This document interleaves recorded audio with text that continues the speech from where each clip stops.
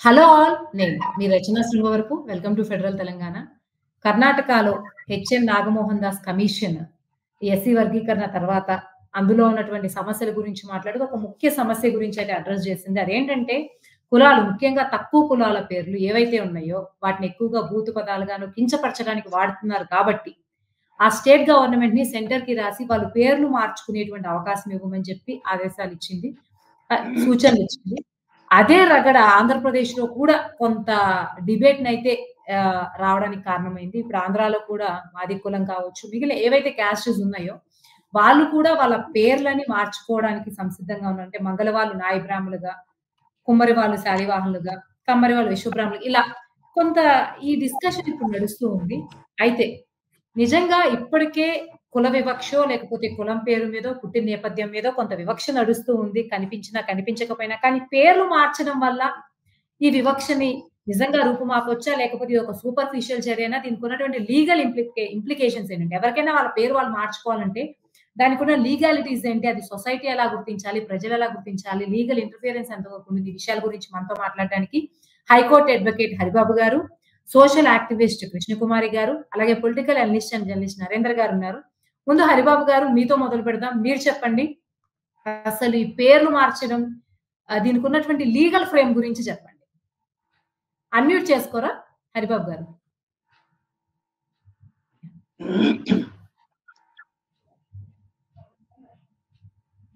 దేశంలో ఈ కుల వ్యవస్థ అనేది నిజానికి ఐకమత్యంలో ఇది చాలా పెద్ద చిచ్చు రగిలిస్తున్నది.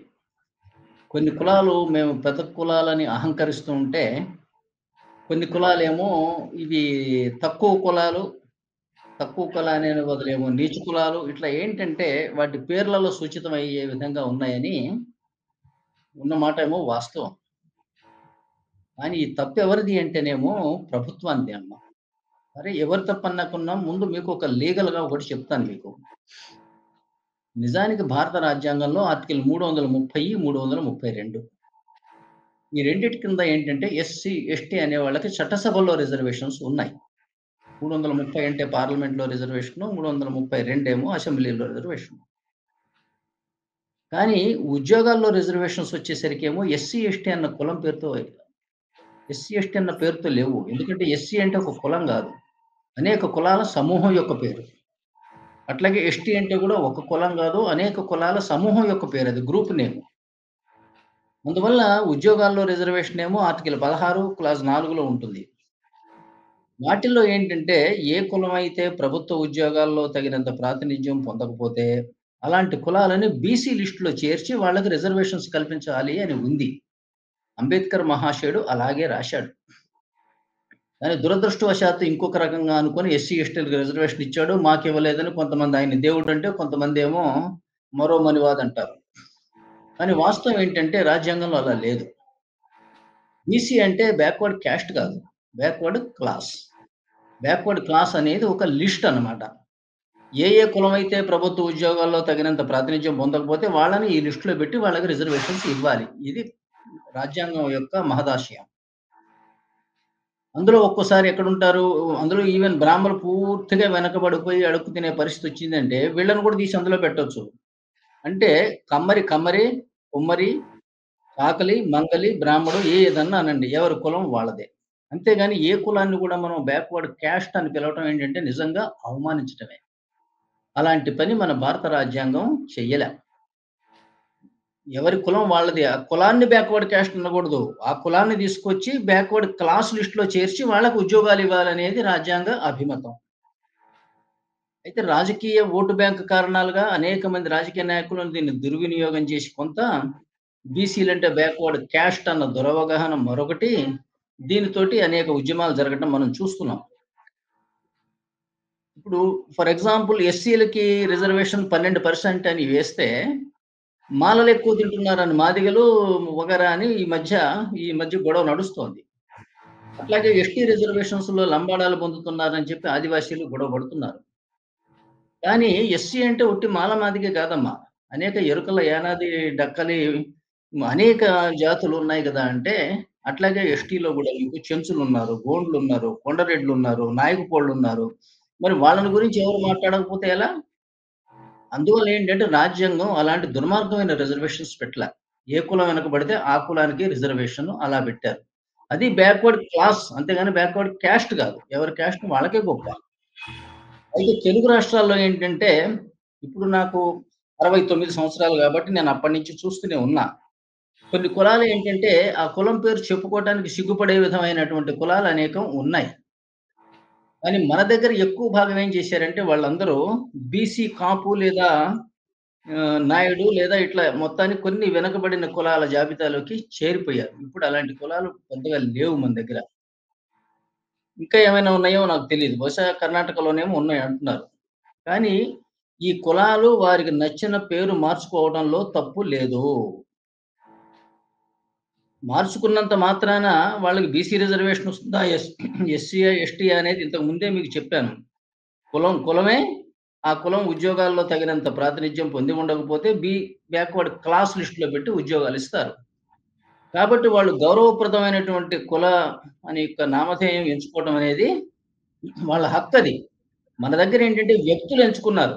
మన దగ్గర వ్యక్తులు, కుటుంబాలు ఈ కులం నుంచి మేము ఏదో ఒక బ్యాక్వర్డ్ క్లాస్ కొంచెం అన్నా గౌరవప్రదంగా ఉండే కులం పేరు చెప్పుకొని వాటిల్లోకి మారిపోయారు. మన దగ్గర ఇప్పుడు లేవు. ఒకప్పుడు ఉండే కులాలు. కానీ కులం వచ్చేసరికి ఏంటంటే కులం మొత్తం పేరు మార్చుకోవాలంటే ఇలా వ్యక్తియో, ఒక కుటుంబమో గాదు. అందరి సమ్మతం కావాలి. కానీ ఎవరైనా వద్దనంటారా కులంలో ఎవరైనా? లేదు ఇలాంటి మనం అవమానకరమైన పేరుతో పిలవబడతామని అంటారా? అనరు. అందువల్ల ఏంటంటే ఈ కుల సమూహాలు నిశ్చయించుకొని వాళ్ళకి తగిన విధంగా కులాల పేర్లు మార్చుకోవాల్సిన అవసరం ఉంది. అది చట్టబద్ధం గూడా. దానివల్ల వాళ్ళకొచ్చే లాభము లేదు. మిగతా సమాజానికొచ్చే నష్టము లేదు. అందువల్ల ఎవరు దీనికి అభ్యంతర పెట్టవలసిన అవసరం లేదు. అందువల్ల ఓకే. నిరాక్షేపణీయంగా కులాలు గౌరవప్రదమైన పేర్లు పొందవచ్చనేది నా అభిప్రాయం. థాంక్ యూ హరిబాబు గారు. కృష్ణకుమార్ గారు మీరు చెప్పండి. ఇలా పేర్లు మార్చడం అన్నది ఒక మంచి పరిణామం లేదా ఒక ఆహ్, ఇంప్లిమెంటేషన్స్‌లో ఆ కుల వివక్షని పోగొట్టడానికో, ఆ కులాలు ఎదుర్కొనేటువంటి వాళ్ళని మాట్లాడేటప్పుడు, సంబోధించేటప్పుడు దీనికి నిజమైన పరిష్కారం అనుకుంటున్నారా? లేకపోతే as just for name sake అనుకుంటున్నారా? అస్సలు కాదండి. ఇది నేమ్ సేకే. ఏంటంటే ఏదో ఒక మార్పు తీసుకొచ్చాము. అసలు ఏమీ చేయకుండా ఉండేదానికన్నా ఏదో ఒకటి చేశాము అని అంటే కాస్త ఆకలయ్యేవాడికి చాక్లెట్ ఇచ్చినట్టు. అంటే ఈ కులం చుట్టూ ఉన్న ఇబ్బందులు ఏవైతే ఉన్నాయో ఆ వ్యక్తులు ఆత్మన్యూనతకి గురయ్యే విషయం ఏదైతే ఉందో వాళ్ళు సమాజం అంచులకి ఎలా నెట్టివేయబడుతున్నారు, సామాజికంగా కావచ్చు, సాంస్కృతికంగా కావచ్చు, రాజకీయంగా కావచ్చు, ఆర్థికంగా కావచ్చు, ఆ అంచులకి నెట్టివేయబడుతున్న వాళ్ళకి ఏదో కొంచెం మిమ్మల్ని ఇదిగో ఇట్లా కొంచెం పైకి తీసుకొస్తున్నాము అనే ఒక మాట చెప్తానికి పనికొస్తుంది తప్పితే ఈ వాళ్ళకి ఈ కులం వల్ల వచ్చే ఇబ్బందుల్ని తగ్గిస్తుంది ఇది అని ఉపయోగం ఏమీ లేదు. ఎవరికి ఇది ఉపయోగం అంటే బాగా చదువుకుని ఒక ఉద్యోగం చేసుకునే వాళ్ళు, అంటే కాస్త సమాజంలో పై స్థాయికి వచ్చిన తర్వాత వాళ్ళు కులం ద్వారా ఆ కులము అని గుర్తింపబడకుండా ఉండే వాళ్ళ కోసం ఇది ఉపయోగపడుతుంది తప్పితే అసలు కింద అట్టడుగున ఉన్న వాళ్ళకి దీనివల్ల పెద్ద ఉపయోగం లేదు. ఇది ఖచ్చితంగా ఎట్లాంటిది అంటే క్యాన్సర్ అనే ఒక జబ్బుని మనం ఎట్లా అయితే రూట్ మాపలేము, మన సమాజంలో కులం తాలూకు భావనలు కావచ్చు, కులం తాలూకు వస్తున్న ఏమంటారు అవమానాలు కావచ్చు, అవహేళనలు కావచ్చు, అవన్నిటినీ ఇట్లాంటివి ఏవి తగ్గించలేవండి. తగ్గించాలి అనుకుంటే ఒకటే,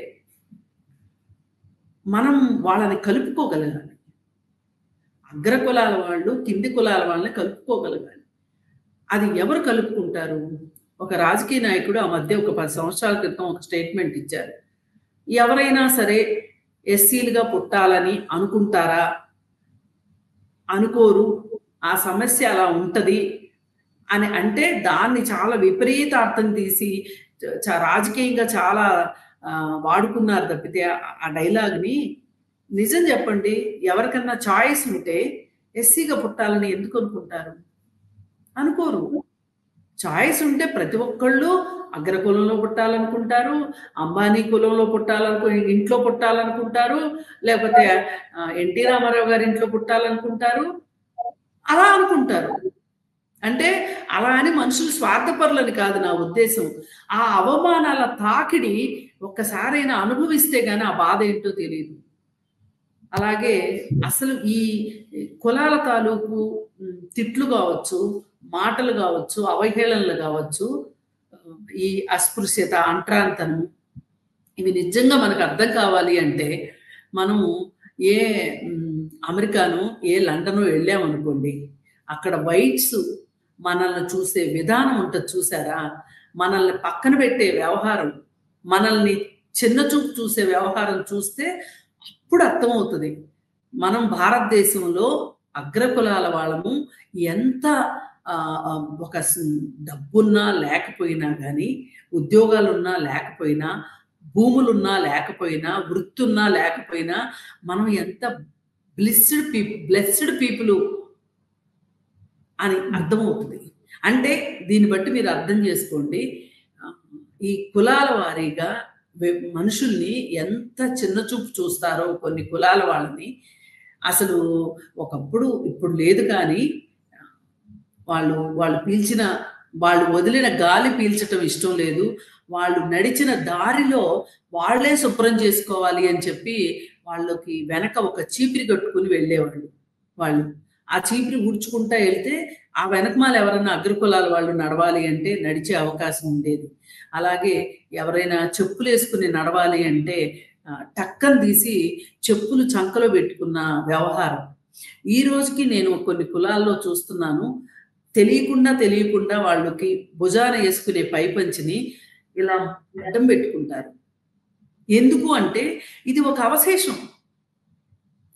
నేను అన్నాను చూడండి, వాళ్ళు పీల్చిన గాలి పీల్చకూడదు అని చెప్పి మూతికి గుడ్డ, మొలకి చీపిరి కట్టిన విధానం అవశేషం. ఈ గుడ్డ పెట్టుకోవడం, చెప్పులు చంకలో పెట్టుకోవడం. అందుకని ఇంత పెద్ద సమస్యని మీరు ఏవో ఒక 4 కులాలకి ఒక 4 అందమైన పేర్లు చేర్చేసేసి ఈ సమస్య పరిష్కారం అయిపోతుంది అని అనుకోవడం అత్యాశ అవుతుంది అని నా ఉద్దేశం. థ్యాంక్ యూ కృష్ణకుమారి గారు. నరేంద్ర గారు మీరేమనుకుంటున్నారో చెప్పండి. అంటే పేరు మార్చడం వలన కులాలు దాంట్లో ఉన్నటువంటి స్టిగ్మా ఏముందో, వ్యవస్థ ఉందో అది పోదు. కానీ పేరు మార్చడాల్లో కొన్ని సహేతుకమైన కారణాలు ఉన్నాయి. కొన్ని పేర్లే అది వీళ్ళు దొంగలు, బిచ్చగాలు, దోపిడీదారులు, వీళ్ళు హంతకులు, నేరాలు పాల్పడేవారైనటువంటి ఇప్పుడు స్టోట్పురం వాళ్ళు అంటారు అనేవారి వరకు. అది మీద స్టోట్పురం అనగానే దొంగతనాలు చేసేవాళ్ళు. అలాగే తెలంగాణలో బీసీ కమిషన్ 2-3 నెలల క్రితమే 6 కులాల పేర్లు మార్చమని ప్రభుత్వానికి సిఫార్సు చేసింది. దాంట్లో దొమ్మరి అంటారు. దొమ్మరి వాళ్ళు అనగానే ఆ పేర్లే వాళ్ళకి ఒక స్టిగ్మా కలెక్ట్ చేసి సమాజంలో వాళ్ళ పట్ల వాళ్ళకు చులకన భావం కలగజేస్తున్నాయి. కాబట్టి వాళ్ళు కొందరు ప్రత్యేక పరిస్థితుల్లో కొన్ని కులాల పేర్లు మార్చమంటున్నారు. అయితే కొన్ని కులాల వాళ్ళకి పేరు మార్చడం వలన నామకేదో హోదా పెరుగుతుందనే దురభిప్రాయం ఉంది. ఇప్పుడు కొందరు కోపం వస్తే కమ్మరి, కుమ్మరి అన్నారు. అవన్నీ వృత్తులకు సంబంధించిన దానివల్ల. కానీ వాళ్ళు కూడా పేర్లు వీళ్ళ మార్చుకున్నారు. కాబట్టి మన రాజ్యాంగం ప్రకారం కులం అనేది మార్చేటువంటి అవకాశం రాజ్యాంగంలో లేదు ఎవరు కూడా. వాళ్ళు మతం మారినా కూడా అదే కులం ఉంటుంది. మతం మారినా కూడా ఆ కులాల ప్రయోజనాలు పోతాయి. కానీ వాళ్ళకి కులం మాత్రం మతం మారినా కూడా మతం మార్చుకోవచ్చు, కానీ కులం అధికారంగా మార్చుకోవడం లేదు. కేవలము కొన్ని రేర్ కేసుల్లో నో క్యాస్ట్, నో రిలీజన్ అనేటువంటి సర్టిఫికేట్ మాత్రం పొందడానికి అవకాశం ఉంది. కాబట్టి ఈ మార్పు అనేది కొన్ని ప్రత్యేక పరిస్థితుల్లో కొన్ని ఆ కులం పేరుతో కొన్ని కులాలని నేరస్తులుగా సమాజంలో వాళ్ళని ఒక విధంగా వాళ్ళ నేరస్తులను లేకపోతే పొడుపు వృత్తికి పరిమితమైనారనో ఈ విధంగా ఆ కులం పేరు చెప్తేనే వీళ్ళంతా ఇలాంటి వాళ్ళు అనేటువంటి ఒక దురభిప్రాయం సమాజంలో ఏర్పడింది. మనం సమాజంలో సామాజిక పరిస్థితులు మారినప్పుడు కులాల్లో వృత్తులు కూడా వాళ్ళు చేసే పనులు వాళ్ళ సామాజిక హోదా మారుతున్నాయి. మారినప్పుడు కూడా ఇటువంటి స్టిగ్మా పోవట్లేదు. కాబట్టి వాళ్ళు సమాజంలో గౌరవంగా ఉండటం కోసం ఈ పేర్లు మార్చమని కొన్ని ప్రత్యేక కులాలు కోరుతున్నారు. చాలా మారాయి కూడా చాలా మన తెలుగు రాష్ట్రాల్లో కూడా కొన్ని కులాల పేర్లు మార్చారు అధికారికంగా. దానివల్లనే సమాజంలో వాళ్ళ హోదాలో ఎటువంటి మార్పు వస్తుంది మనం వివక్షత అనేది మేడం గారు చెప్పారు. అది మానసిక ప్రవృత్తి, సామాజికమైనటువంటి అంశం అది. సామాజికమైనటువంటి దానికి ప్రయత్నాలు జరగాలి అది సమాజంలో వెళ్ళినప్పుడు. ఇప్పుడు మనం అనుకుంటాం ఏదో ఎస్సీ, ఎస్టీ అనంగానే చులకనగా చూస్తారని. కానీ మన దేవాలయానికి వెళ్ళాం అనుకోండి, మనం ఎంత ధనవంతులమైనా కూడా, ఎంత మంచి హోదాలు ఉన్నప్పుడు కూడా మనం ప్రసాదం ఇవ్వడానికో లేకపోతే అష్టంలో మన చేతులు దూరంగా ఉండాలి. పొరపాటున కొంతమంది పంతులు గారి చేతిగా మన చేయి తగిలితే చాలా ఇదిగా మనం చూసుకుంటారు. ఎందుకంటే వాళ్ళు మైలుపడిపోతాం అనేటువంటి అభిప్రాయంతో ఉంటారన్నమాట. ఏ విధంగా అయితే మనం కొన్ని కులాల వాళ్ళని మిగతా వాళ్ళ మైలుపడిపోతారు కలిస్తే అని అంటున్నారు. అటువంటి దేవాలయానికి వెళ్తే మనకు అలాంటి దేవాలయానికో లేకపోతే ఒక స్వాముల ఆశ్రమాలకు వెళ్తే అదే విధమైన ట్రీట్మెంట్ మనం చూస్తాం. వాళ్ళతో కలిసి సమానంగా మనం చూడరు మనల్ని అనేక విషయాల్లో. కాబట్టి ఈ వివక్షత అనేది అనేక రూపాల్లో అనేక తరహాలుగా మన సమాజంలో ఉంది. అది ఏ విధంగా పోవాలి, ఏం చేయాలనేది అది వేరే విషయం. దానికోసం ప్రత్యేక ప్రయత్నాలు జరగాలి. జరిగినప్పుడు ఇటువంటి మార్పు ఇప్పుడు కొన్ని హోదా స్థాయిలలో కొన్ని ప్రాంతాలలో చాలా వరకు పూర్వం నేను ఎస్సీ యూనివర్సిటీలో చదివినప్పుడు హాస్టల్లో మెస్లో ఏం చేస్తారంటే ఎవరు వెళ్తే వాళ్ళు కూర్చుంటారు పక్కన, కానీ మధ్యలో ఖాళీ ఉండేది, ఒక 10 మంది ఖాళీ. నాకు అర్థమయ్యేది కాదు. అదేంటే అక్కడ ఎవరో ఒక ఎస్సీ, ఎస్టీ కూర్చుంటే వాళ్ళ పక్కన కూర్చోవడానికి కూడా దూరంగా ఉండేవాళ్ళు అనమాట. అటువంటి పరిస్థితి యూనివర్సిటీలో మనం చూస్తున్నాం. కానీ ఇలాంటి వ్యవస్థ పోవటం కోసం మనం దాని ప్రత్యేక ప్రయత్నాలు జరగాలి. ఓకే, థ్యాంక్ యూ నరేంద్ర గారు. హరిబాబు గారు మీరు చెప్పండి. ఎస్సీ, ఎస్టీ గానీ ఏదైనా అట్రాసిటీ కేసెస్ చాలా స్ట్రాంగ్ గా ఉంటాయి. ఏదన్నా కులానికి సంబంధించి దూషించినా ఏం చేసినా సరే వెంటనే అది కేసు ఫైల్ అవుతుంది. అదేమి చాలా లాంగ్ టర్మ్ ప్రాసెస్ కూడా కాదు. వెంటనే అది భయపడతారు ఇప్పటికి. అయినప్పటికీ ఈ కులాల పేరుతో దూషణ చేయడం గానీ, ఇంకా వీళ్ళు దీన్ని కోడ్ చేయడం, ఇంకా వెనుకబడిన కులాల వాళ్ళు ఎందుకు చట్టాలంత స్ట్రాంగ్ గా ఉన్న దానికి ఎందుకు ఈ పునరావృతం అవుతూ ఉంది ఆ పేరుతో దూషించడం అన్నది? ఇది నేను గతంలోనే చెప్పాను. ఏ కులాన్ని కూడా వెనుకబడిన కులము అని అనకూడదు. కులం పేరు చాకల, మంగళ, మాదిగ, మాల ఏదైతే ఆ కులం పేరు వాళ్ళకి గౌరవప్రదమే, మనకి గౌరవప్రదమే. అంతేగాని ఎవరినైనా చూసి నువ్వు వెనకబడ్డ కులం అని అంటే ఏంటంటే అవమానించటమే. నిజంగా చెప్పాలంటే రాజ్యాంగంలో అలా లేదు. అందువల్ల కాకపోతే ఈ కులాలు ఎక్కడి నుంచి వచ్చినాయి, ఎట్లా వస్తాయి, ఇప్పుడు పేరు మార్చాలా వద్దా అనేది ముఖ్యమైన ప్రశ్న. మనం చర్చ మొదలుపెట్టింది ఈ కొన్ని అభ్యంతరకరమైన పేర్లు ఉన్నటువంటి కులముల పేర్లు మార్చాలా వద్దా. కృష్ణకుమార్ గారు చెప్పారు మార్చినంత మాత్రాన వాళ్ళు పైకి వస్తారా అన్నారు. కానీ ఇక్కడ ప్రశ్న అది కాదు, మార్చాలా వద్దా, లేదా అదే పేరుతో చూస్తామా. ప్రశ్న మార్చాలని వాళ్ళు కోరుకుంటున్నారు, ప్రభుత్వం కూడా అనుమతిస్తోంది. అందువల్ల పేర్లు మార్చడం ఏమో తప్పనిసరి విషయం అనేది నా అభిప్రాయం. తర్వాత ఏ కులమైనా పైకి రావడానికి నేను చెప్పాను ఆర్టికల్ 16(4)లో ఏ కులం కనుక ఉద్యోగాల్లో వెనకబడితే వాళ్ళకి రిజర్వేషన్ ఇమ్మని అందులో ఉన్నది. కానీ దురదృష్టవశాత్తు ఏంటంటే ఓటు బ్యాంక్ రాజకీయాల్లో భాగంగా మాత్రమే దాన్ని పుట్టుకతో ఎవరు బీసీ కాదు, బీసీ అంటే బ్యాక్వర్డ్ క్యాస్ట్ కాదు, బ్యాక్వర్డ్ క్లాస్, ఇది అర్థం చేసుకోకుండా ఏంటంటే బీసీలకు రాజకీయాల్లో రిజర్వేషను, మమ్మల్ని వెనకబడిన తరగతులు వాళ్ళు ఉన్నారు, ఇవన్నీ రాజ్యాంగబద్ధమైన మాటలు కావు. వీళ్ళు వెనక ఎప్పుడు పడతారు అంటే ఎవరు వాళ్ళని వెనక పడవేయరు. వీళ్ళు ఎప్పుడైనా యుద్ధాల్లో ఓడిపోతే గెలిచిన వాడు ఏం చేస్తాడంటే దొరికిన కాడికి దొరికిన వాళ్ళని చంపుతాడు. అప్పట్లో ఈ చట్టం, న్యాయము, కోర్టులు ఇవన్నీ లేవు కదా. యుద్ధం అంటే అర్థం చంపటమే. ఎక్కడికో పుట్టకొకడు బారిపోతాడు. చివరికి కొంతకాలానికి కోపతాపాలు తగ్గిన తర్వాత వీళ్ళకి అవసరమే కాబట్టి చిన్న చిన్న వృత్తులు వీళ్ళ దగ్గర చేసుకొని బ్రతకనిస్తారు. అంతేగాని సమానంగా కూర్చొనివారు ఓడిపోయిన జాతిని. ఆ విధంగా ఫర్ ఎగ్జాంపుల్ మీరు చూసుకుంటే కాకతీయులు బోయవాళ్ళు, అలాగే మీకు నందవంశపు రాజులు మంగలి వాళ్ళు, మహాపద్మనందుడు స్థాపించాడు. మరి శాలివాహనులు అంటే కుమ్మరి వాళ్ళు, మరి యాదవులు అంటే సాక్షాత్తు శ్రీకృష్ణుడి వంశం వాళ్ళే. ఇట్లా ఏంటంటే అసలు తెలంగాణని పరిపాలించిన సర్వాయి పాపన్న గౌండ్ల వాళ్ళు. భారత యుద్ధం జరిగినప్పుడు 5300 సంవత్సరాల క్రితం భారతంలో కూడా ఉంది కదా అంటే ఆంధ్ర రాష్ట్రాన్ని గౌడులే పరిపాలించారు. కానీ కాలక్రమేణా వీళ్ళకి అధికారం పోతే ఏమవుతుందంటే అధికారం పోతుంది, డబ్బు పోతుంది, ఆడవాళ్ళు పోతారు, అవమానాలు పడతారు, అడవుల్లో బ్రతకాలే. ఈ రకమైన అవమానకరమైనటువంటి జీవితాలు గడపవలసి వస్తుంది. పాండవులకు అంతే కదా జరిగింది. ఆ మాయాసురుడు ఆడటానికి పోయేటప్పుడు ఆయన ఒక చక్రవర్తి ధర్మరాజు. పోతే రాజ్యం ముందు డబ్బు పెడితే డబ్బు పోయింది, రాజ్యం పోయింది, పొలం పోయింది, భార్యను పెడితే భార్య పోయింది, ఆయన్ని పణంగా పెట్టుకుంటే ఆయన ఓడిపోయాడు. అవమానం వచ్చింది, అరణ్యవాసం వచ్చింది, విరాటుడి కొలువులో సేవా వృత్తిగా బ్రతకవలసి వచ్చింది. చేసి చివరికి వాళ్ళు కురుక్షేత్రం వచ్చేటప్పటికి 5గురు రాలే, 700 మంది సైన్యంతో వచ్చారు. దీని నుంచి వాళ్ళ బీసీలు నేర్చుకోవాల్సింది ఏంటి అంటే కుల పోరాటాలు చేస్తే రేషన్లు, పెన్షన్లు, రిజర్వేషన్లు గ్యారంటీ. అందరినీ కలుపుకొని సమాజపరంగా పోరాడితే తిరిగి రాజ్యాధికారం వచ్చే అవకాశం ఉంది.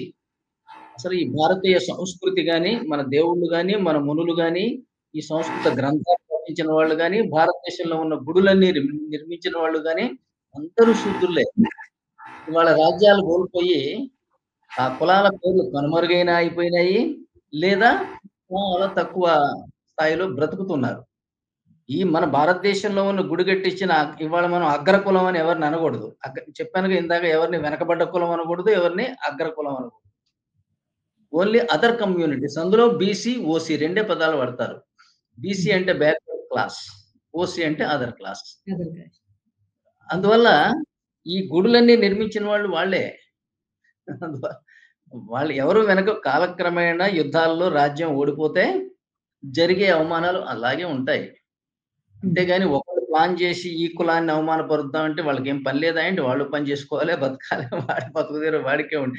గుళ్ళలోకి రానియట్లేదంటారా? గుడి బ్రాహ్మణుల సొత్త, అది రాజుగారు కట్టుకున్నాడు. ఏ గుడైనా రాజులే కట్టిస్తారు. ఆయన శత్రువులు ఇందులోకి పిలిచి అధికార ప్రాప్తిరస్తు, అభివృద్ధి ప్రాప్తిరస్తు అన్నాం అనుకో, వీడు వీపు పగులుతుంది. ఇప్పుడు ఓడిపోయిన ఎమ్మెల్యేని మా ఇంటికి పిలిచి పార్టీ ఇస్తానా నేను? ఆ ఊరు ఎమ్మెల్యే ఓడిపోయిన వాడిని పిలిచి నేను మద్దతుగా ఏమన్నా సన్మాన సభ పెడతానా? పెడితే నా ఈ బొగుస్తాను. సో సింపుల్ ఇవన్నీ. ఏదన్నా ఒక యుద్ధం జరిగినప్పుడు, ఏదన్నా జరిగినప్పుడు ఎగ్జాక్ట్లీ అంతే. ఇవాళ మనకు లంబాడాలు ఉన్నారంటే అక్కడక్కడ వచ్చి గుడాల్లో, అడవుల్లో ఉన్నారు అంటే వాళ్ళు యాక్చువల్ గా నార్త్ ఇండియన్స్. యుద్ధాల్లో ఓడిపోయి వాళ్ళంతా రాజపుత్రులు వచ్చి ఏంటంటే ఎక్కడో చోట సెటిల్ అయిపోతారు. అంతే తప్పితే ఈ కులాలు ప్రత్యేకంగా ఏర్పడి దీనికోసం ఎవరు ఉండరు. కానీ రాజుగారి గౌరవం నడుస్తుంది. ఇవాళ మనం చూస్తున్నాం తెలుగు రాష్ట్రాల్లో కూడా ఏ కులానికి సంబంధించిన పార్టీ అధికారంలో ఉంటే ఆ కులం వాళ్ళు అంతులేని ధనవంతులు అయిపోతారు, మిగతా వాళ్ళు అణగదొక్కబడతారు. ఇది ఈ అగ్రకులం అంటే అధికార కులమే తప్పితే అధికారం లేని వాళ్ళ పరిస్థితి ఎప్పుడైనా సాక్షాత్తు పాండవులైనా సరే. ఇది మనం మడి అంటారు, ముట్టుకోవద్దు అంటారు అన్నారు ఇందాక నరేంద్ర గారు. మడి వేరే వాళ్ళని కాదు, వాళ్ళ సొంత కొడుకు ముట్టుకున్నా ముట్టుకోనీరు. ఒకవేళ మడి లేకుండా అతను అపరిశుభ్రంగా ఉండి అతను మీకు పలహారాలు తయారు చేస్తే పెడితే మీరు తింటారు అసలు? అట్లాంటి వాడు ఒక మందు వేసుకోనో లేకపోతే ఒక పాన్ వేసుకోనో ఒక సిగరెట్ దాగి పక్కన పడేసి వచ్చో మీకు పలహారం పెడితే మనం తీసుకుంటామా? లేదా అతనికి దండం పెడతామా? ఆచారాలు అనే దాంట్లో సొంత కుటుంబీకులకు కూడా మినహాయింపు ఉండదు.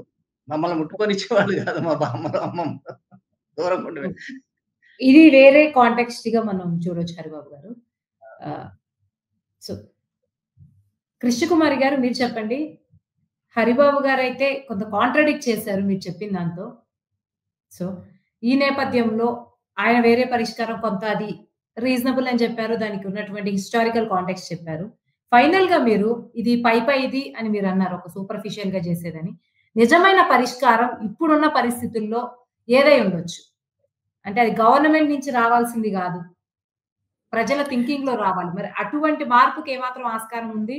అటువంటి పరిష్కారాలు ఏమున్నాయి అనుకుంటారు? ఇప్పుడు చూడండి, సార్ చాలా లైటర్ వేలో చెప్పేసేసారు. కానీ సొంత ఇంట్లో వాళ్ళు మడి విషయంలో అడ్డొచ్చినా కానీ ఒప్పుకోరు అని అన్నారు. అక్కడ ఏంటి అంటే వాడు సొంత ఇంటి వాళ్ళని మాట్లాడేది వేరుగా ఉంటుంది, వేరే తక్కువ కులం అని ఎవరైతే ఇప్పుడు మనం వ్యవహరించబడుతున్నామో, అనకూడదు కరెక్టే, కానీ వ్యవహరించబడుతున్నారు కదా, అట్లాంటి వాళ్ళని చూసే విధము వేరే ఉంది. మనకి దృష్టి కోణంలోనే మార్పు రావాలనేది నా ఉద్దేశం. పై మెరుగులు కాదు. ఈ దృష్టికోణం మారినప్పుడు మాత్రమే నిజంగా వాళ్ళకి దక్కాల్సింది దక్కుతుంది.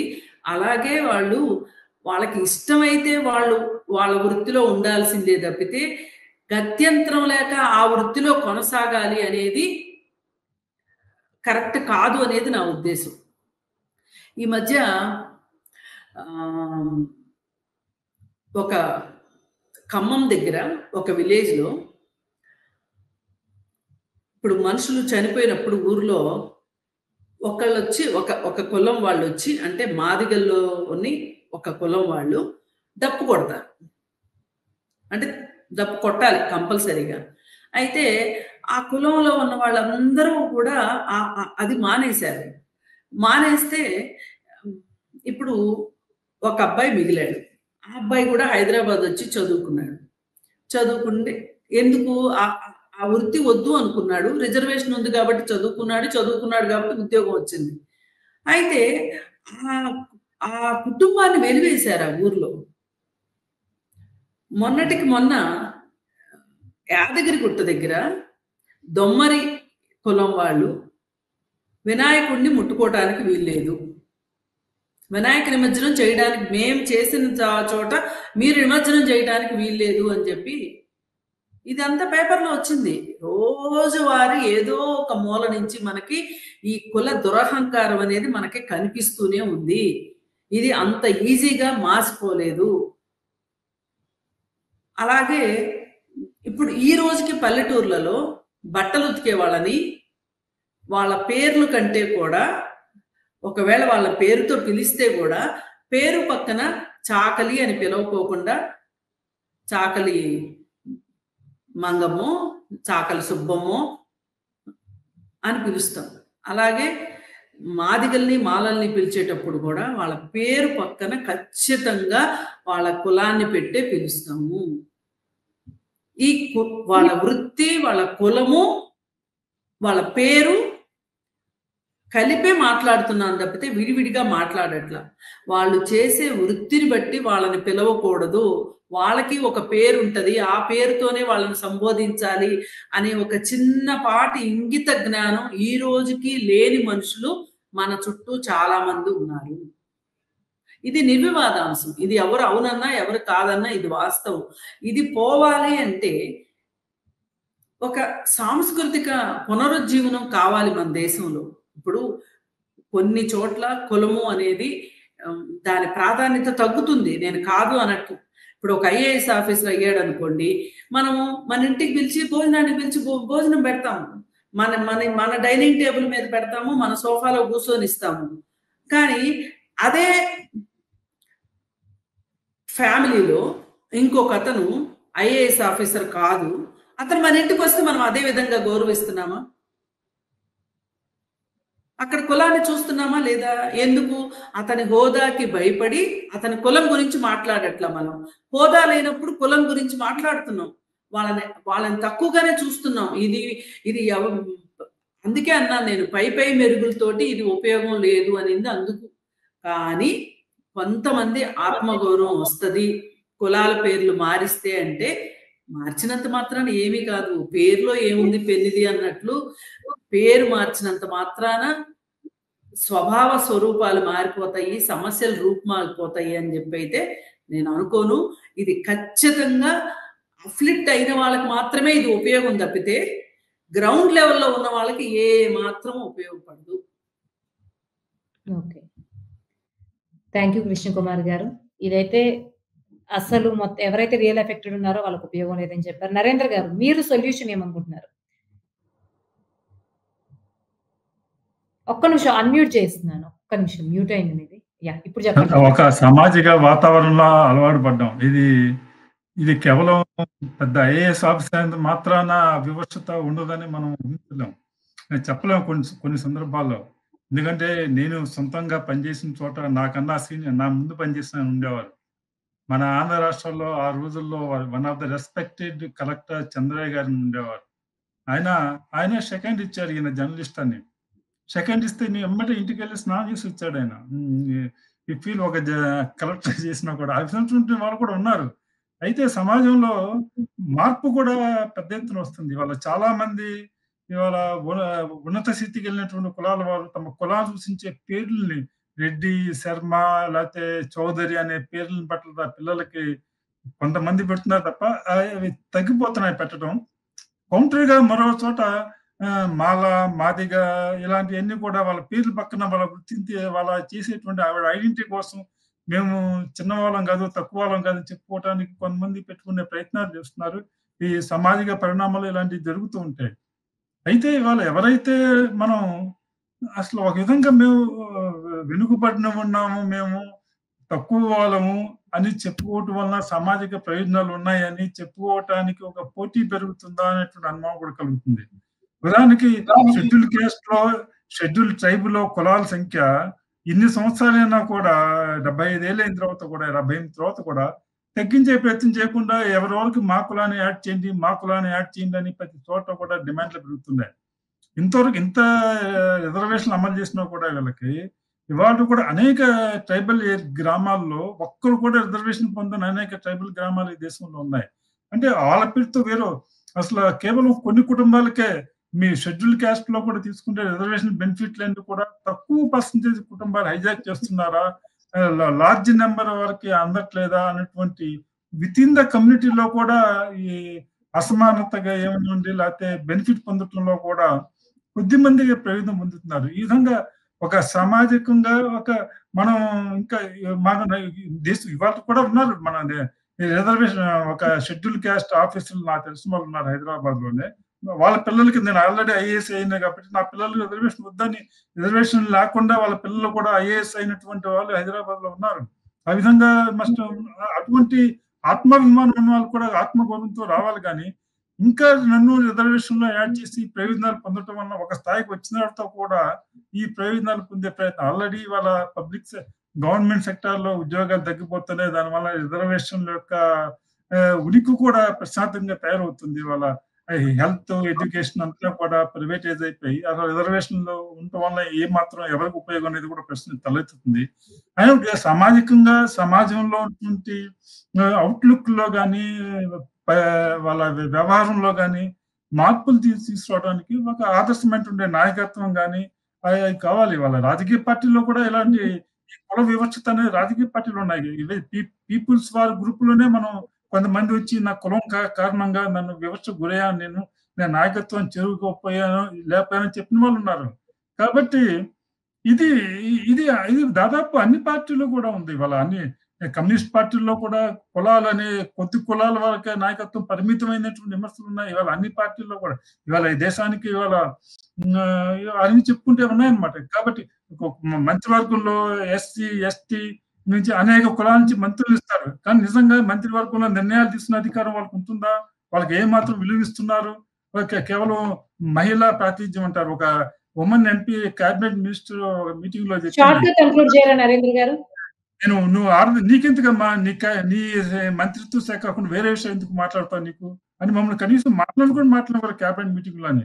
ఇలాంటి వివక్షత అనేది మన వ్యవహారంలో మార్పు రావడం కోసం మనం చాలా సామాజికమైనటువంటి చట్టబద్ధంగా మార్పుల కన్నా సామాజిక ప్రయత్నాలు చాలా పెద్ద ఎత్తున జరగాలి. థ్యాంక్ యూ నరేంద్ర గారు. ఓవరాల్ గా చర్చ ముగింపుకు వచ్చాము. ఈ టాపిక్ గురించి ఫైనల్ గా మీరు అనుకున్నటువంటి కన్క్లూడింగ్ రిమార్క్స్ ఇవ్వండి. ఫస్ట్ హరిబాబు గారు మీరు కన్క్లూడ్ చేయండి. కృష్ణకుమార్ గారు గుర్తించినట్లుగా వాస్తవానికి ఏంటంటే కుల వృత్తులు మారిపోయినాయమ్మా. ఇవాళ మంగళ షాపుల్లో, బార్బర్ షాప్స్ లో పనిచేసే వాళ్ళంతా మంగళ వాళ్ళు కాదు. అట్లాగే ఏంటంటే బట్టలు ఉతికే వాళ్ళు ఎవరు చాకల కులస్తులు కాదు. అట్లాగే మన చెప్పులు ఇప్పుడు ఎవరు మాదిగలు కుట్టడం లే. ఒక వృత్తి నాది అనే పరిస్థితి పోయింది. అది ఒక జీవన భృతి కింద మారింది తప్పితే ఎవరు కూడా ఫలానా వృత్తికి ఫలానా కులం అంకితం అనే మాట నిజానికి లేదు. అయినప్పటికీ కూడా ఏంటంటే కొన్ని చోట ఎవరైనా ఫలానా చోట కులం వాడిని రాని లేదు, ఫలానా చోట ఈ కులం వాడిని తిట్టారు అంటే ఇవి ఇంత పెద్ద సమాజంలో ఏంటంటే వ్యక్తిగతమైనటువంటి ఉల్లంఘనలు ఉంటూనే ఉంటాయి.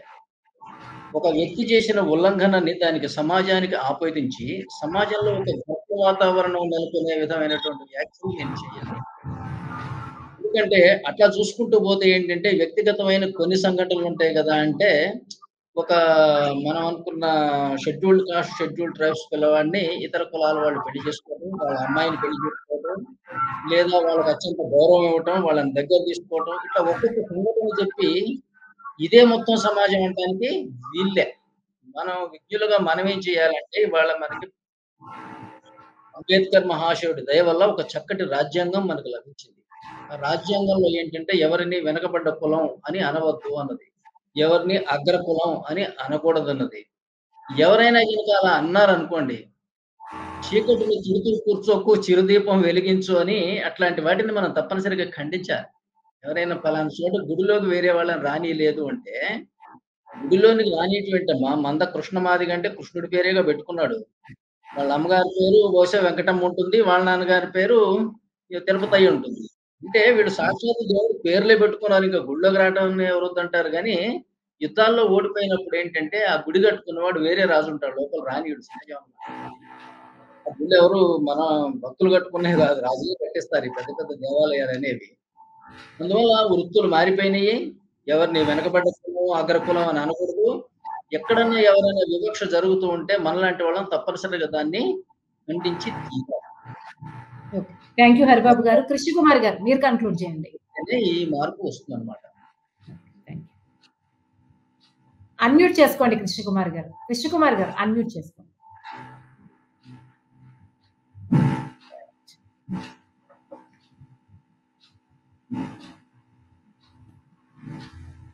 రైట్. మార్పు ఎప్పుడైనా మార్పు అనివార్యం. ఆ మార్పు మంచి వైపు నడిస్తే మనందరికీ సంతోషం. కానీ కొన్ని సందర్భాల్లో మార్పు మంచి వైపు కాకుండా ఇప్పుడు సమాజంలో వర్గ సమాజం కూడా మొదలైంది. కుల సమాజం నుంచి కాస్త రూపాంతరం చెందింది. ఇంకా పల్లెటూరులో ఉన్న వాళ్ళు ఇంకా అక్కడే ఉన్నారనుకోండి, అది వేరే విషయం. అయితే ఆర్థికంగా మనిషి పరిపుష్టమైతే ఎంతో కొంత ఈ వివక్షని ఎదుర్కోవచ్చు. ఆర్థికంగా పరిపుష్టం ఎప్పుడవుతారు? చదువుకుని ఉద్యోగం, ఉపాధి చేసుకున్నప్పుడు ఇది జరుగుతుంది. ఈరోజు అసలు రిజర్వేషన్స్ వల్ల ఈ దేశానికి నష్టం జరిగింది అని వాదిస్తున్న వాళ్ళు ఉన్నప్పుడు, వాదిస్తుండగా పాలకులు కూడా సరిగా ధీటుగా సమాధానం చెప్పని పరిస్థితుల్లో ఇవాళ రిజర్వేషన్స్ కూడా ప్రశ్నార్థకంగా మారిన పరిస్థితి వస్తుంది అని చెప్పి మాట్లాడుతున్న ఈ పరిస్థితుల్లో అసలు ఈ ఈ ఈ వ్యక్తుల యొక్క అంటే ఈ కులాల వాళ్ళు అవనివ్వండి, ఈ వర్గాల వాళ్ళు అవనివ్వండి, ఆర్థికంగా వెనకబడిన వాళ్ళు కానివ్వండి, వాళ్ళు పైకి రానంతసేపు, పైకి తీసుకురాలేనంతసేపు ఇది ప్రభుత్వాలు చేయాల్సిందే. రానంతసేపు ఈ దేశంలో సమస్యలు ఇలాగే ఉంటాయి.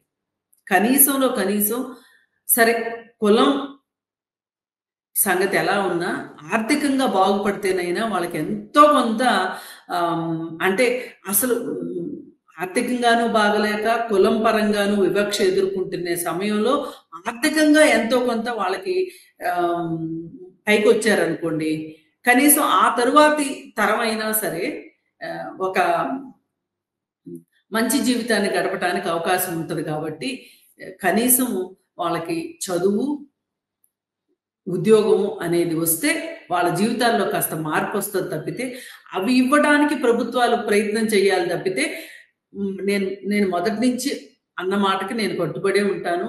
ఈ పేర్లు మార్చినంత మాత్రాన ఇది కొంచెం కంటి తుడుపు చర్య అవుతుందేమో, కొంతమందికి ఏదన్నా అది ఒక నైతిక మద్దతు లాగా ఉంటదేమో తప్పితే వాళ్ళ జీవితాలు మారిపోతాయి అనే మటుకు నేను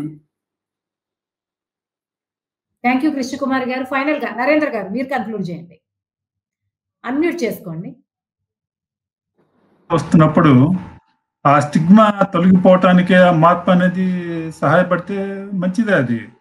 అయితే వాళ్ళ ధనవంతులైనప్పుడు, మంచి హోదాలో ఉన్నప్పుడు వాళ్ళ కులాలు మిగతా వాళ్ళకి వస్తే ఉంటున్నారు.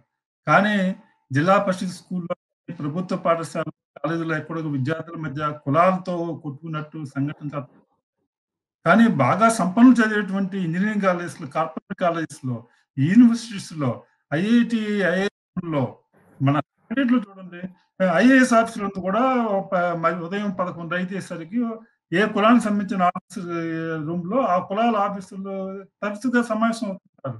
వాళ్ళంతా కూడా కొంతమంది చాలా పేరున్న ప్రముఖమైన ఐఏఎస్ ఆఫీసర్లంతా కూడా they are known as the leaders of this caste. ఆ విధంగా మిగతా చిన్న చిన్న ఉద్యోగుల్లో మనం పెద్ద చూడం మనం. కాబట్టి ఈ విధంగా అంటే మంచి హోదాకి వెళ్ళిన కొద్దీ, బాగా చదువుకున్న కొద్దికి ఈ విధమైనటువంటి ఒక జాడ్యం అనేది ప్రబలుతుంది.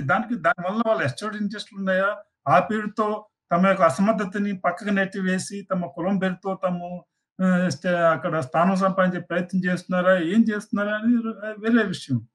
కాబట్టి దీనివల్ల సామాజికంగా కేవలం ప్రభుత్వ చట్టాల వలన ఈ మార్పు రాదు. అది మన యొక్క విలువల్లో, సామాజిక విలువల్లో, మన జీవనంలో, కుటుంబ జీవనంలో వచ్చిన మార్పులే దానికి సహకరిస్తాయి అన్నమాట. ఓకే. థ్యాంక్ యూ నరేంద్ర గారు. థ్యాంక్ యూ కృష్ణకుమారి గారు. హరిబాబు గారు ఏమన్నా యాడ్ చేస్తారా? చెప్పండి. ముఖ్యంగా ఏంటంటేనండి, ఈ కుల వివక్ష కానీ, కుల ఘర్షణలు కానీ వీటికి ప్రభుత్వమే కారణం యాక్చువల్గా. ఎందుకంటే ఏ అప్లికేషన్ కూడా కులం పేరు లేకుండా తీసుకోదా. కులం పేరుతో రిజర్వేషన్స్, కులం లేకుండా అడ్మిషన్స్ అసలు ఏవి ఉండవు. దీనికి తోడు ఏంటంటే మీరు ఎస్సీ ఎస్టీ అట్రాసిటీస్ యాక్ట్ పెట్టారు కదా, ఇది నిజంగా ఎస్సీ ఎస్టీ కమ్యూనిటీస్కి ఎంత ద్రోహం చేసిందో చెప్పడానికి వీల్లేదు. వాళ్ళేమో ఓటు బ్యాంక్ రాజకీయాల్లో భాగంగా అది పెట్టారు. దీనివల్ల ఏమవుతుందో చూడండి, ఇవాళ ఎస్సీ వచ్చి ప్రామిసరీ నోటు మీద సంతకం పెడతా అంటే ₹1,00,000 ఎవరైనా అప్పిస్తారా? లేదు. వచ్చి మా పక్క పోర్షన్లో అద్దెకు కావాలంటే ఎవరైనా ఇస్తారా? ఏ కులం వాళ్ళు కూడా ఇస్తున్నారంటే ఇవ్వటంలే. వ్యాపారానికి వాళ్ళని పార్ట్నర్షిప్లో కలుపుకుంటారా? కలుపుకోరు. వాళ్ళ అమ్మాయి నచ్చితే వీళ్ళు చేసుకుంటారా? చేసుకోరు. వాళ్ళ అబ్బాయి నచ్చితే అబ్బాయికి ఇస్తారా? ఇవ్వరు. కారణం ఏంటంటే కలిసి బ్రతికే చోట కలహాలు సర్వసహజం. ఎక్కడ వచ్చి చేసి యాక్ట్ పెడతారా అన్న భయంతో ముందుగానే దూరంగా ఉంచుతున్నారు. ఇది ఒక ప్రభుత్వ కుట్ర. ఎందుకనంటే వాళ్ళని దానివల్ల ఏమవుతున్నది, మళ్ళీ వాళ్ళు నేను చూస్తున్నాను ఖమ్మం లాంటి చోట కూడా ఎక్కువ ఎస్సీలు పోయి మళ్ళీ ఎస్సీ కాలంలోనే ఉండాల్సి వస్తుంది ఊరు బయట. ఎందుకంటే ఊళ్ళో ఎవరు ఇవ్వట్లా. ఇది ప్రభుత్వం సృష్టించినటువంటి ఒక ఉపద్రవం నిజంగా చెప్పాలంటే. అంతేగాని లేకపోతే ప్రజల మధ్య ఇంతటి వైరుధ్యాలు ప్రభుత్వం సృష్టించి కొనసాగించకపోతే ఇలా ఉండదు. థ్యాంక్ యూ హరిబాబు గారు. థ్యాంక్ యూ కృష్ణకుమార్ గారు. థ్యాంక్ యూ నరేంద్ర గారు. ఓవరాల్ గా ఈ పేర్లు మార్చడం అనేది సమూల మార్పును తీసుకురాకపోయినా కృష్ణకుమారి గారు చెప్పినట్లు కొంత మేరకు ఎవరైతే ఉద్యోగాలు చేసుకుంటున్నారో వాళ్ళకు హోదా ఇస్తుంది. హరిబాబు గారు మొదటి అడుగు అనుకోవచ్చు. సమూలమైన మార్పు అని అయితే చెప్పలేము. దానికి హరిబాబు గారు గవర్నమెంట్ చేసిన కుట్ర అన్నారు. అలాగే సామాజిక మార్పు రావాలని కృష్ణకుమారి గారు, నరేంద్ర గారు కంక్లూడ్ చేశారు. సో ఇంకా చాలా లేయర్స్ ఆఫ్ ట్రాన్స్ఫర్మేషన్, రిఫార్మేషన్ జరిగితే తప్ప కంప్లీట్ మార్పు అయితే రాదు. ఎనీవేస్ ఇంత యూస్ఫుల్ డిస్కషన్ లో పార్టిసిపేట్ చేసిన మీ ముగ్గురికి కూడా థ్యాంక్ యూ సో మచ్. ఇంతటితో చర్చ ముగిద్దాం.